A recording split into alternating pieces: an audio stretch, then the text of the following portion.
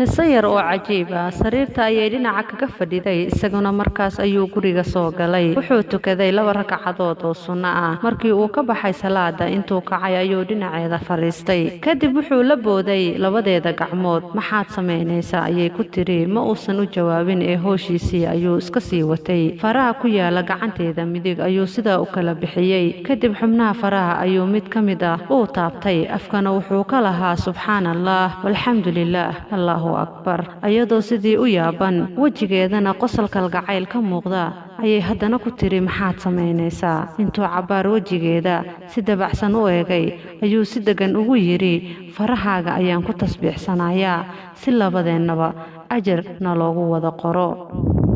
marka ay aragtay sida uu wanaageeda adoonay aqraba uga fikirayo ayaa indhaheeda ilin ka soo daadatay